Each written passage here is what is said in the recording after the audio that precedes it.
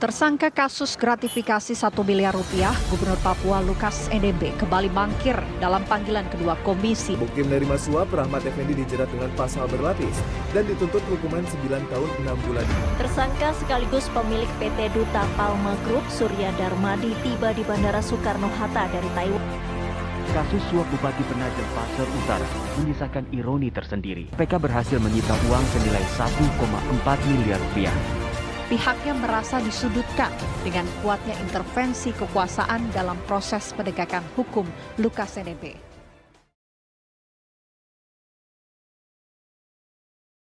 Korupsi selalu punya cara untuk menyakiti hati rakyat. Melakukan tindak kejahatan, merampas yang bukan haknya, seakan bukanlah hal yang memalukan lagi. Mereka yang menuhankan harta benda dan menjadikan negara dan rakyat sebagai pekerja yang tak pernah ada habisnya. Tak malu merendahkan dirinya sendiri, bahkan mereka yang punya reputasi baik dan dianggap berintegritas pun sedihnya masih terjerat dalam pusaran korupsi. KPK, Komisi Pemberantasan Korupsi, sebuah institusi yang dibangun untuk memberantas ketidakadilan di negeri ini. Lembaga yang dibentuk untuk meningkatkan daya guna dan daya hasil dalam pemberantasan tindak korupsi. Sudah puluhan, bahkan ribuan kasus yang mereka tangani.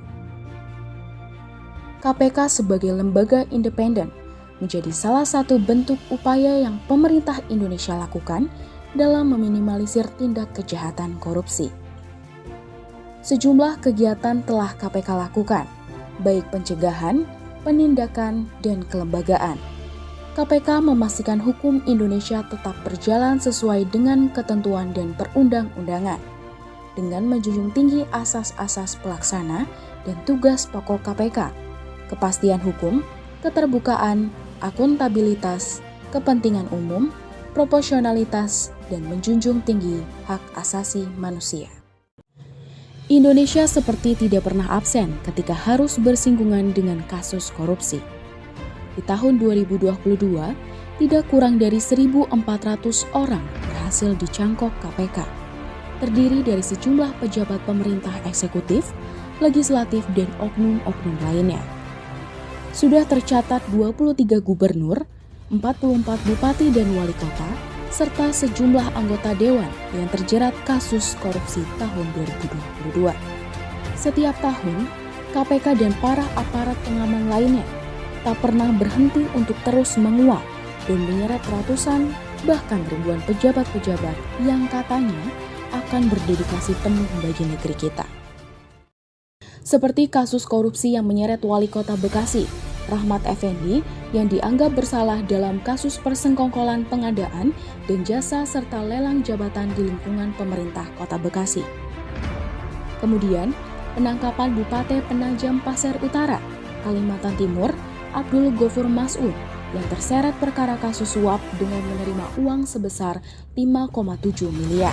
Adapun konstruksi perkara diduga telah terjadi pada tahun 2021, Kabupaten PPU. Kasus selanjutnya datang dari Gubernur Papua, Lukas NMB, yang ditangkap KPK terkait kasus suap dan gratifikasi senilai 1 miliar. Fakta hukum yang ada saat ini ialah bahwa Gubernur Lukas NMB menjadi tersangka atas tuduhan atau dugaan gratifikasi 1 miliar. Dan tak berhenti hanya di situ, kasus Kejaksaan Agung Surya Darmadi atas dugaan korupsi kelapa sawit sebesar 78 triliun juga sungguh membuat kaget banyak orang. Atas tersangka SD, kami akan melakukan penahanan untuk 20 hari.